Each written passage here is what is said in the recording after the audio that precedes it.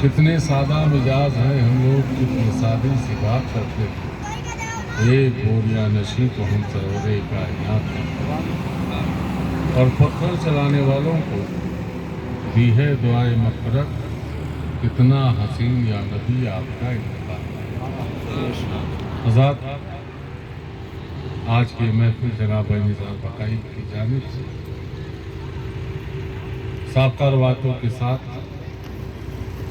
बसिलसिले दावत रजब शरीफ उस सफ़े शरीफ में रखी, जिसमें आप और हम सब शरीक हैं। रब कायनात अपने हबीब के सत्ते में आपकी हमारी सब की हाज़िरी को अपनी बारगाह में कबूल को दर्जा अता फरमाए। और भाई निसार बकाए बच्चों का अहले खाना अहले अहबाब तो इसका बेहतर अजर फरमाए। अभी आपने इस मंबर रसूल से नाते रसूल सल्लल्लाहु अलैहि वसल्लम और मुक़ब्बस समात फरमाई, फ़क़ीर समात फरमाई। रब कायनात हमको और आपको सबको अपने हबीब के सत्ते में उनकी हज़रात की बताई बातों पर अमल करने की तौफ़ीक़ अता फरमाए। आमीन। मैं भी थोड़ी देर के लिए हाजिर आ गया, चूँकि अल्लाह रब्बुल इज़्ज़त ने हमको पैदा फरमाया अपने सबसे चहीते पैगम्बर नबी करीम सल्लल्लाहु अलैहि वसल्लम की उम्मत, और मेरे आका सरकार दो आलम सल्लल्लाहु अलैहि वसल्लम ने हम गुनहगार उम्मतियों के लिए रहमतों के ख़जाने हैं। और उन ख़जानों में सबसे ज़्यादा अफजलियत अल्लाह की रज़ा, और इरशाद फरमाया कि मेरे उम्मत के लोगों, तुमको अगर अपने रब की रज़ा चाहिए तो उसके लिए अहकामात पर पाबंदी। वो अहकामात क्या हैं? रब की फरमाबरदारी, रब की बंदगी, शरीयत मुस्तफ़ा और सुन्नत मुस्तफ़ा। इन अहकामात के साथ अपनी ज़िंदगी की शुरुआत करो और ज़िंदगी के हर एक लम्हात में अपने रब की रज़ा को चाहो। और मेरा रब इतना मेहरबान है कि वो इरशाद फरमाता है कि मेरा बंदा मुझको मेरी कहानियत की बुनियाद पर न जाने, बल्कि मुझको मेरी रहीमी की बुनियाद पर हर वक्त अपने बंदे से, अपने रब से रहम मांगो। बेशक वो इतना गफूर रहीम है कि वो हर वक्त अपने बंदों पर रहता है। कहीं भी किसी भी वक्त वो बंदों की भलाई के अलावा कभी भी ये नहीं चाहता है कि हमारा बंदा किसी चीज़ के लिए परेशान हो। अक्सर करके हमारा ये मिजाज होता है कि हमारे घर में अगर कोई बीमार हो गया तो हमारे ज़बानों से अब ऐसा निकल जाता है कि पता नहीं अल्लाह ने सारी बीमारी हमें भी दी होगी। ये एक आम फहम बात है। आप बहुत साफ समझ लीजिए कि बीमारी तो कभी आप खराब नहीं समझते। बीमारी अल्लाह के अपने बंदों पर एक रहमत है, इसलिए कि बीमारी के हालत में जब बंदा अपने रब को याद करता है तो उसका रब उसके गुनाहों को माफ करता है।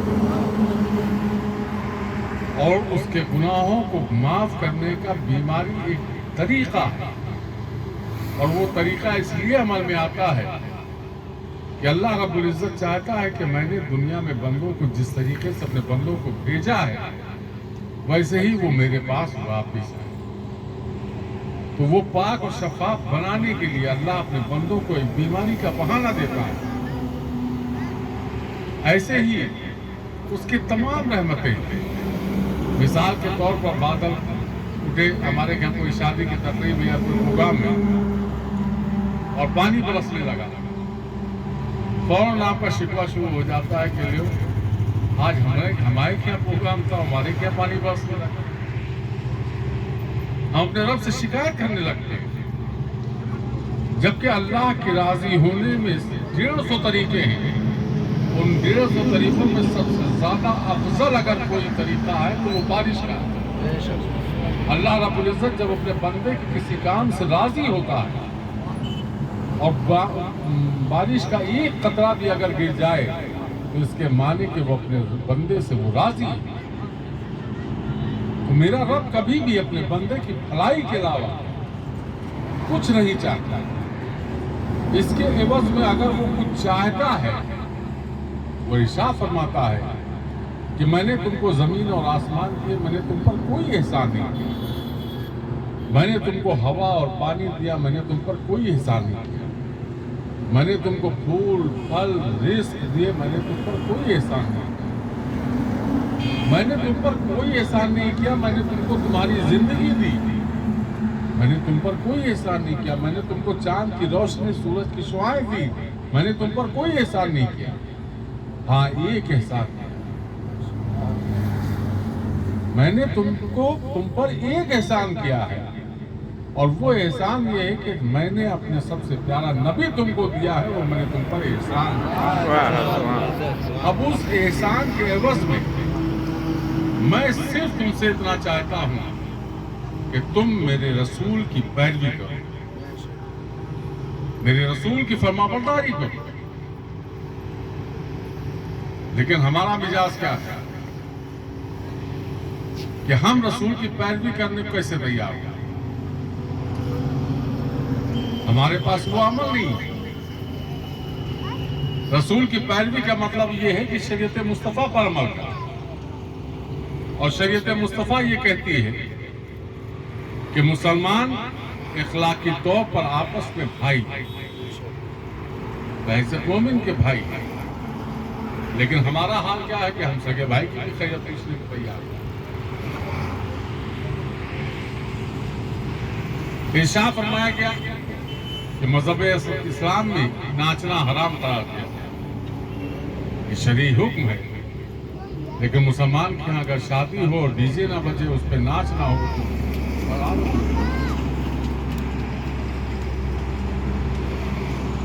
یہ ہمارے عمل ہے, اور اس عمل کے ساتھ ہم چاہتے ہیں کہ ہمارا رب ہم سے راضی ہو. ہم احسان کہاں پائے؟ ہم تو احسان سے کوسوں دور چلے گئے رب. ہمارا عمل یہ ہونا چاہیے کہ ہم شراب مذہب اسلام میں حرام ہے, ہم اس سے کوسوں دور رہے. چند مسلمان آپ کو مل جائیں گے شراب پیتے ہوئے نظر آئیں گے, اور اس کے بعد ہم کہتے ہیں کہ ہم مسلمان ہیں, ہم نبی کی امتی ہیں, اور شکوہ کریں گے اپنے رب سے کہ ہمارے اوپر یہ پریشانی آئی ہے, ہم اس پریشانیوں میں گرفتار ہیں. کیسے کام چلے گا؟ ہم کو اپنے آپ کو بدلنا ہوگا. ہمارے لیے اللہ نے جو خوبصورت زندگی ہم کو عطا فرمائی ہے, اور اس خوبصورت زندگی میں اس احسان کا ہم کو اگر بدلہ اتارنا ہے تو ہم اپنے رسول کی پیروی کریں, شریعت مصطفیٰ کی پابندی کریں, تمام ان حرام کاموں سے توبہ کریں جو شریعت میں منع فرمایا گیا, سنت مصطفیٰ کو اپنی زندگی میں شامل کریں. میرے آقا سرکار دو عالم صلی اللہ علیہ وسلم کی ہر ایک سنت حکمت بھی ہے, اور ہمارے نامہ اعمال میں نیکیوں میں اضافہ بھی ہے. اللہ کے رسول ارشاد فرماتے ہیں کہ تم کو پیاس لگی ہے, پانی پیو تو 3 بار. ہم کو پیاس لگتی ہے اور بیٹھ کے پانی پیو. ہم کو پیاس لگی, ہم نے اٹھایا, گٹ گٹ گٹ گٹ گٹ پی گیا, تو ہمارے جسم کی پیاس تو بجھ گئی, لیکن ہماری روحی غذا پیاسی رہ گئی, اسی پیاس کی شدت میں رہ گئی. اب یہ تو ہوگی شریعت کی بات, سنت کی بات. اب ڈاکٹر کیا کہتا ہے کہ اگر آپ نے 1 گلاس پانی ایک بار میں پیا, ہو سکتا ہے آپ کو پانی کا پھندا لگ جائے اور آپ موت کی وجہ بن جائے. یہ ڈاکٹر کا آپ کسی بھی دنیا کے ڈاکٹر سے پوچھ لو. لیکن ہمارے آقا سرکار دو عالم صلی اللہ علیہ وسلم دنیا کے پہلے ڈاکٹر, دنیا کے پہلے حکیم ہیں. ہر سنت میں حکمت ہے. مثال کے طور پر ہاتھ دھونا ہے, کھانا کھانے سے پہلے ہم نے ہاتھ دھویا, اس کے بعد کپڑے سے پوچھ لیا, وہ سنت سے ہٹ گیا. حکم یہ ہے کہ کھانا کھانے سے پہلے ہاتھ دھو، اس کو پوچھو نہیں، پھر اس کے بعد کھانا کھاؤ، کھانا کھانے کے بعد ہاتھ دھو، اپنے رب کا شکر ادا کرو، اس کے بعد کپڑے سے پوچھو۔ اب ڈاکٹری اصول میں اگر آ جائیے، ڈاکٹر یہ کہتا ہے کہ اگر آپ نے کھانا کھانے سے پہلے ہاتھ دھویا اور اس کے بعد آپ نے کپڑے سے ہاتھ پوچھ لیا تو کپڑے کے جراثیم پھر آپ کے ہاتھ میں آ گئے اور آپ نے اس سے کھانا کھایا، اس جراثیم آپ کے پیٹ کے اندر گئے جو آپ کی بیماری کی وجہ بن گئے۔ سنت اور حکمت دونوں میرے نبی کے سنت۔ نبی ارشاد فرماتے ہیں کہ پڑوسیوں کے حقوق کا خیال کرو۔ صحابہ نے عرض کیا، یا رسول اللہ پڑوس کی حد بتا دیجیے۔ میرے آقا ارشاد فرماتے ہیں کہ 40 گھر آگے، 40 گھر پیچھے، 40 گھر دائیں، 40 گھر بائیں تمہارا پڑوس ہے۔ یعنی بحیثیت نبی کے امتی کی ہماری ذمہ داری بنتی ہے کہ ہم 160 گھروں کے لوگوں کی خیریت پوچھیں، وہ کسی مذہب کا ماننے والا ہو، صرف مسلمان ہی نہیں۔ حالانکہ ہمارا مزاج یہ ہے کہ اگر ہمارا بھائی سگا کمزور ہے اور وہ بھی ہمارے بغل میں آباد ہے تو ہم اس کی خیریت بھی نہیں پوچھنے کی تیار۔ نبی نے یہ نہیں ارشاد فرمایا کہ صرف مسلمان کی خیریت پوچھو، نبی ارشاد فرماتے ہیں پڑوسوں کی خیریت پوچھو۔ اور فائدہ کیا ہے؟ اللہ رب العزت ارشاد فرماتا ہے کہ جس مومن کے جنازے میں 40 مومن سچے دل کے ساتھ اس کی مغفرت کے لیے دعا کرتے ہیں، میں اس کی مغفرت فرما دیتا ہوں۔ اب جب 160 گھر کی آپ خیریت پوچھو گے اور جب دنیا سے آپ رخصت ہو گے تو 160 گھر کے لوگ آپ کے دروازے پر آئیں گے، آپ کے جنازے میں شرکت کریں گے۔ جنازہ کیا ہے؟ مغفرت کی دعا ہی تو ہے۔ اس میں بھی ہماری قوم کا تو کون کون سا دکھ آئے گا، جنازے کی نماز پڑھنے کا بھی شوق نہیں۔ اگر امام آپ کا حافظ و قاری اگر نیت نہ بتائیں تو مسلمانوں کو نیت بھی نہیں معلوم، وہ تو زائد تکبیروں کو بھی نہیں جانتے۔ امام نے کہا اللہ اکبر تو آپ آسمان دیکھنے لگتے۔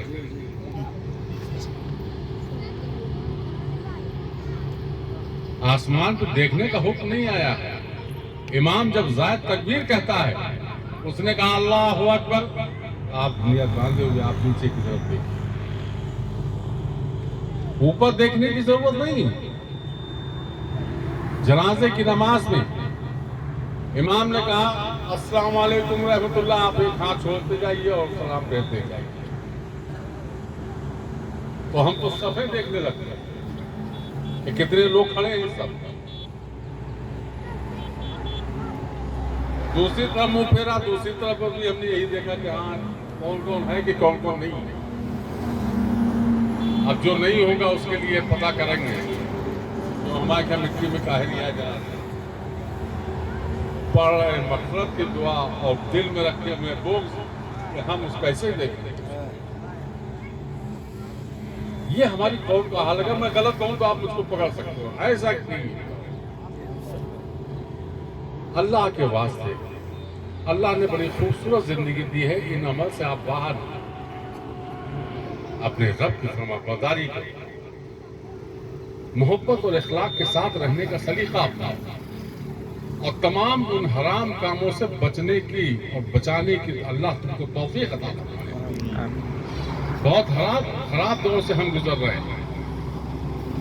آج ان حرام کاموں کا نتیجہ یہ نکلا ہے کہ جب آپ شادی بیاہ کی تاریخ رکھتے ہیں تو 3، 13، 23، 8، 18، 28 قمر اقرب و سعد و نحس، حافظ فہیم اور جتنے یہ حفاظ خدا بیٹھے ہیں، حافظ مشیر، ان لوگوں کو باقاعدہ تاکید کی جاتی ہے کہ جنتری لے کے آنا،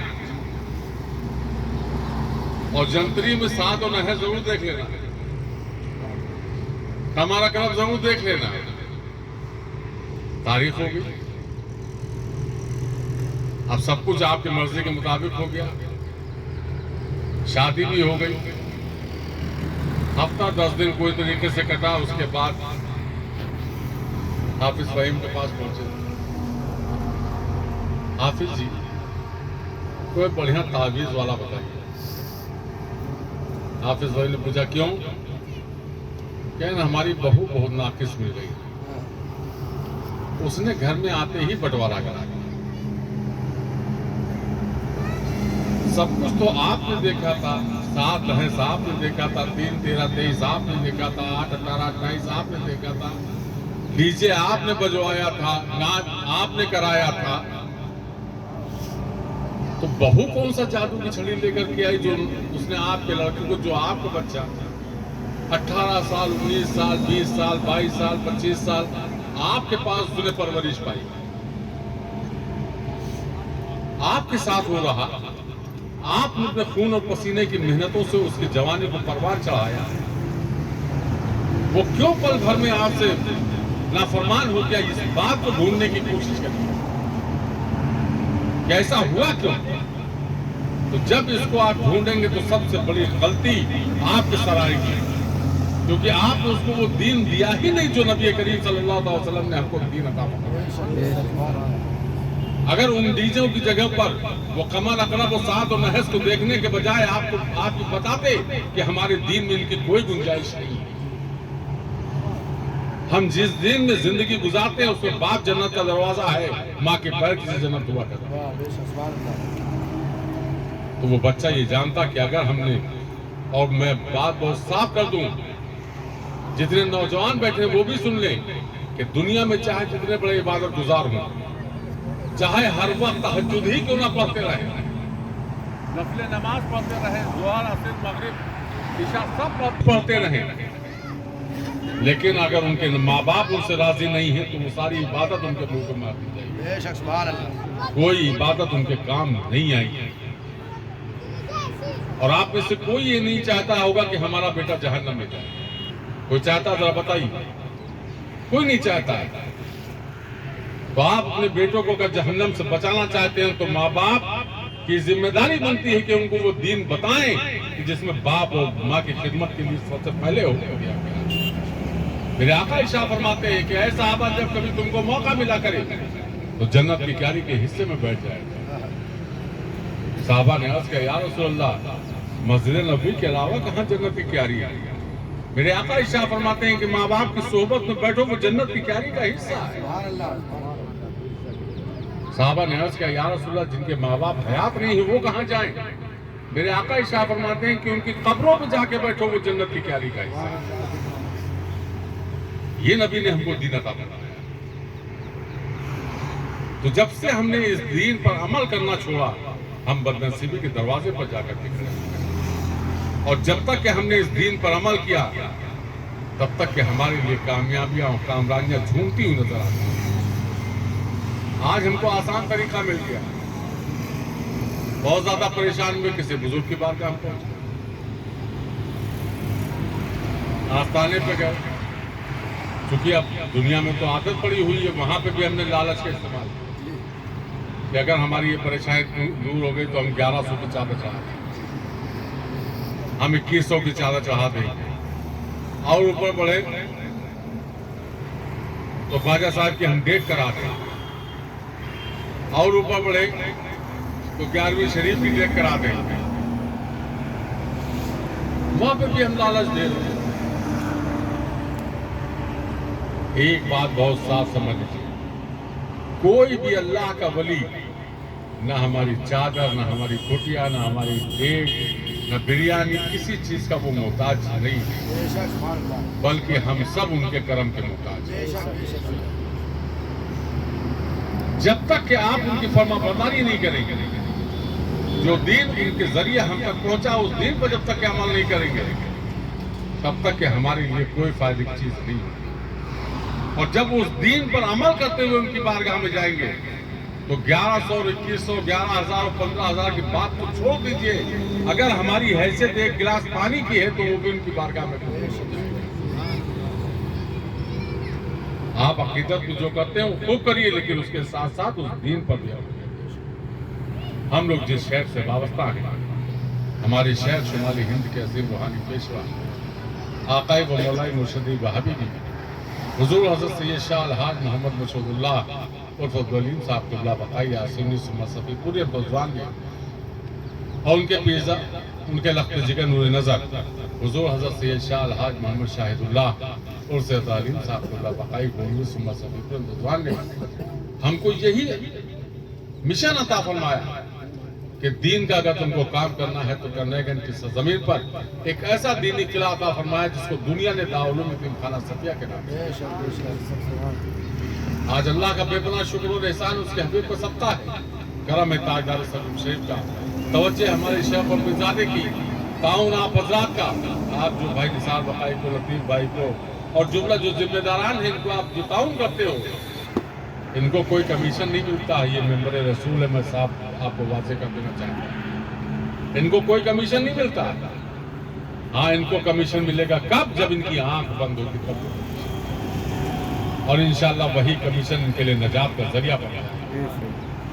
اس یقین کے ساتھ یہ ادارے کی خدمت کرتے ہیں. اسی سال دارالعلوم یتیم خانہ صفیہ کا بچہ امریکہ ترابی پڑھانے گیا, ساؤتھ افریقہ ترابی پڑھانے گیا, ماریشس ترابی پڑھانے گیا, سری لنکا ترابی پڑھانے گیا. ابھی 1 اور 2 نومبر کو آپ کے دارالعلوم یتیم خانہ صفیہ کا بچہ دستابندی کا جلسہ ہوا. بھائی نثار اور لطیف بھائی وغیرہ ہمارے گئے تھے. 137 بچوں کے سروں پر حفظ و قرأت کی دستار باندھی. ہندوستان اتنا بڑا ملک ہے, اللہ ماشاءاللہ ہر جگہ دستار بندی کے جلسے ہوتے ہیں, لیکن اتنی بڑی فوج میں, اتنی بڑی تعداد میں فوج تیار ہو کر کے کم نکلتی ہے. 137 بچوں کے سروں پر حفظ و قرأت کی دستار بندی.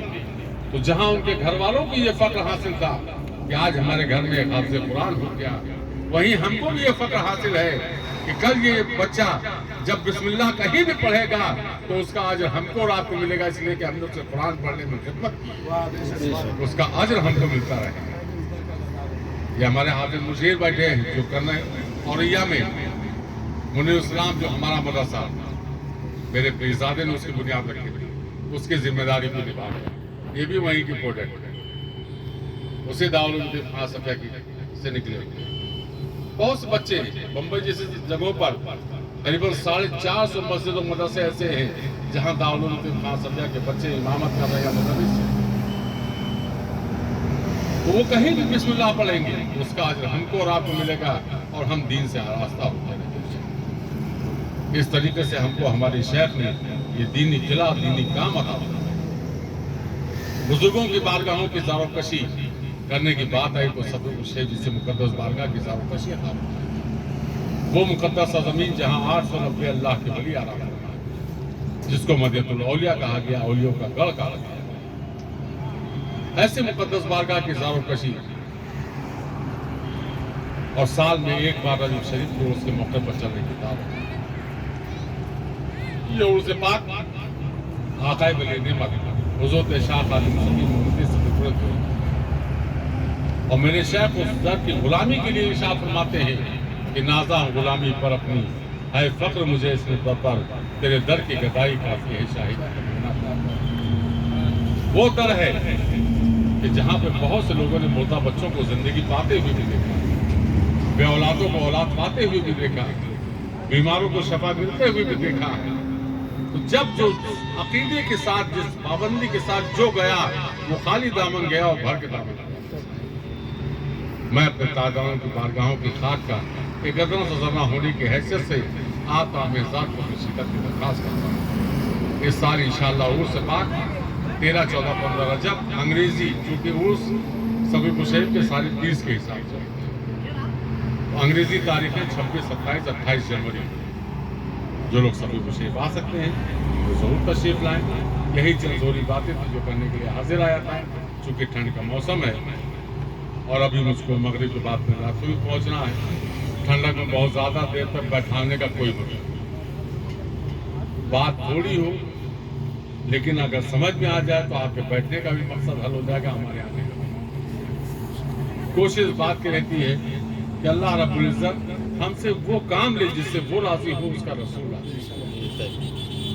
اللہ رب العزت ہم کو اور آپ کو سب کو اپنے حبیب کے صدقے میں اپنے نبی کا سچا فرما بردار, نبی کا سچا امتی بنا دے, اور ہم سے احکامات شریعت پر عمل کرنے کے ہم سب کو توفیق عطا فرمائے, اور تمام برائیوں سے ہم کو بچنے کی توفیق عطا فرمائے. انہی باتوں کے ساتھ میری بات ختم. السلام علیکم.